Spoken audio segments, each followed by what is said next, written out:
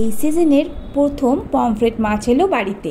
ভেবেছিলাম একটু কারি পাতা দিয়ে নারকেলের দুধ দিয়ে অন্যভাবে করব, কিন্তু ছেলের শরীরটা খুব একটা ভালো না, তাই খুব হালকা করেই সর্ষে পোস্ত দিয়ে বানিয়ে ফেলেছিলাম। Hello friends, welcome back to Ojo and mom cooking and blogging. সর্ষে পোস্ত দিয়ে পমফ্রেট মাছ বানানোর জন্য প্রথমে পমফ্রেট মাছগুলোকে বাজার থেকে কেটে নিয়ে এসে ভালো করে ধুয়ে জল ঝরিয়ে লবণ হলুদ মাখিয়ে 20 থেকে 25 মিনিট ম্যারিনেট করতে দিতে হবে।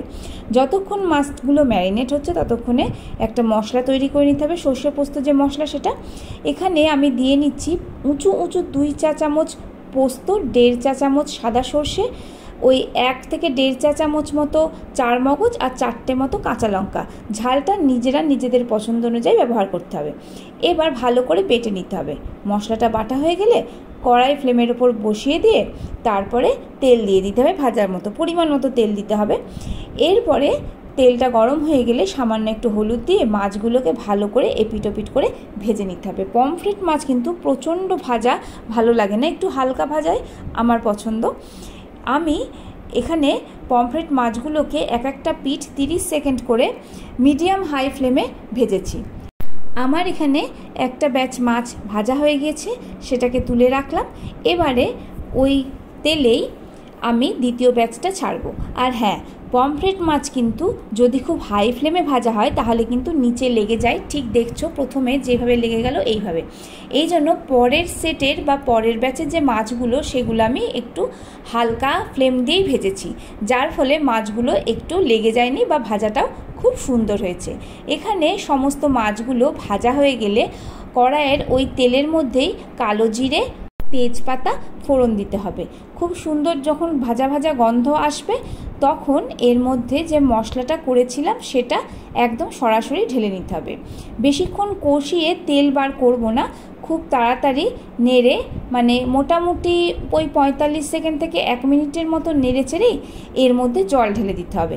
অবশ্যই নাড়াচাড়া করার সময়তে স্বাদ মতো লবণ দিয়ে দিতে হবে আর একটু চিনি যোগ করতে হবে। চিনিটা একদম অপশনাল, তোমরা চাইলে নাও ব্যবহার করতে পারো।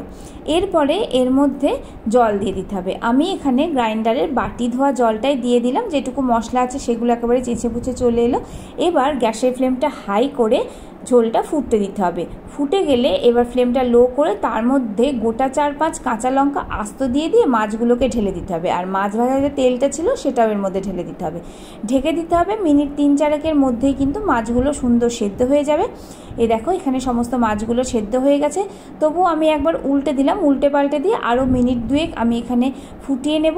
আর একটুখানি টেস্ট করে নিতে হবে, যদি লবণ কম থাকে তাহলে সেটা অ্যাড করতে হবে।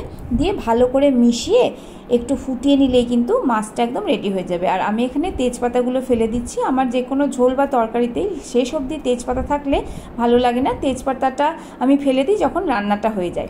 যাই হোক, আমার এখানে রান্নাটা হয়ে গেছে। আমি এটা ঢেকে দেবো আর স্ট্যান্ডিং টাইমে দেবো 5 থেকে 7 মিনিট।